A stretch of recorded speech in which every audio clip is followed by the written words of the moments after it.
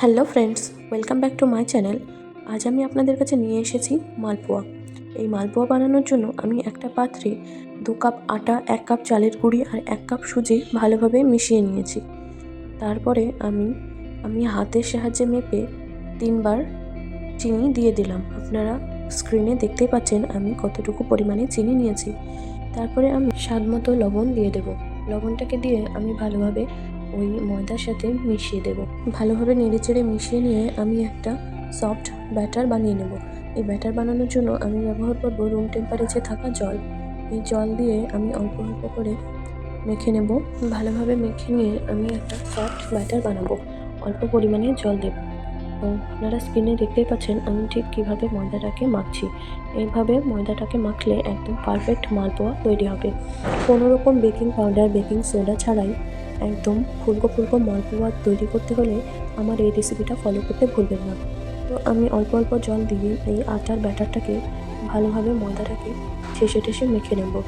ভালোভাবে মাখা হয়ে গেলে যতক্ষণ না আমি একদম স্মুথভাবে মেখে নিচ্ছি, এইভাবে 10 মিনিট মাখতে থাকবো। মাখা হয়ে গেলে দেখতে পাচ্ছেন আমার খুব সুন্দরভাবে ময়দাটাকে মাখা হয়ে গেছে। তারপরে আমি 10 মিনিট রেস্টে রেখেছিলাম।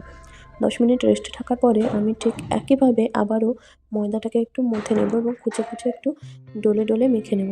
ময়দাটা ঠিক এইরকম একটা পর্যায়ে চলে আসলে তারপরে আমি অল্প পরিমাণে জল দিয়ে ময়দাটাকে মেখে নেব। অল্প পরিমাণে জল দিয়ে আমি ময়দাটাকে যতটুকু ঘন বা পাতলা করব সেই অনুযায়ী ময়দাটাকে আমি ওই জলের সাথে ভালোভাবে মিশিয়ে নেব। জলের সাথে মিশিয়ে নেওয়া হয়ে গেলে আমি মালপোয়াটা ভাজতে যাব। তো এই পর্যায়ে আপনারা যারা যারা আমার ভিডিওটি ভালো লাগবে তারা অবশ্যই ভিডিওটিতে লাইক, শেয়ার, কমেন্ট করে চ্যানেলটিকে সাবস্ক্রাইব করবেন। আর ফেসবুক থেকে দেখলে অবশ্যই পেজটি ফলো করতে ভুলবেন না। তারপরে আমি কড়াইতে সাদা তেল দিয়ে এবং তেলটাকে ভালোভাবে গরম করে নিয়ে চামচের সাহায্যে মালপোয়ার ব্যাটারটা দিয়ে দিয়েছি এবং আপনারা দেখতেই পাচ্ছেন আমার মালপোয়া খুব সুন্দরভাবে ফুলে উঠেছে। এইভাবেই আপনারা যদি এই পদ্ধতি ফলো করে বানান তাহলে খুব সুন্দর এবং ফুলকো ফুলকো জালিদার মালপোয়া তৈরি হবে। তারপরে আমি এই মালপোয়াটাকে তেলে থেকে তুলে নিয়ে আবারও ভেজে দেখাচ্ছি। আপনারা দেখতে থাকুন খুব সুন্দর ফুলকো মালপোয়া কি সুন্দরভাবে তৈরি হয়ে যাচ্ছে।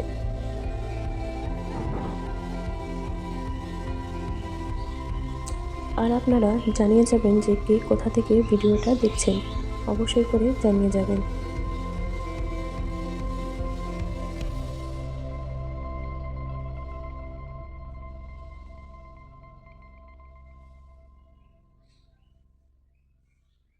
দেখতেই পাচ্ছেন আমার একসাথে 2-3টে করে মালপোয়া ভাজা হয়ে যাচ্ছে এবং একটা অপরের সাথে কিন্তু লেগে আসছে না।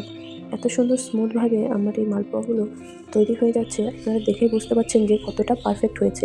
দেখেই কিন্তু বোঝা যাচ্ছে। তো এইভাবেই আমার মালপোয়া তৈরি হয়ে গেল।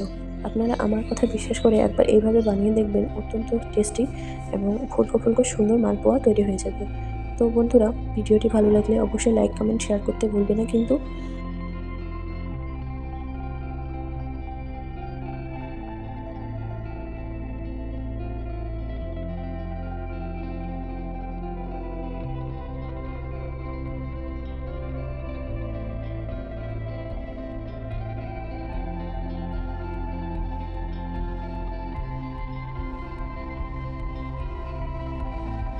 সবকটা মালপোয়া আমি ভেজে তুলে নিয়েছি এবং একটা পাত্রে নিয়ে নিয়েছি। দেখতেই পাচ্ছেন খুব সুন্দর হয়েছে।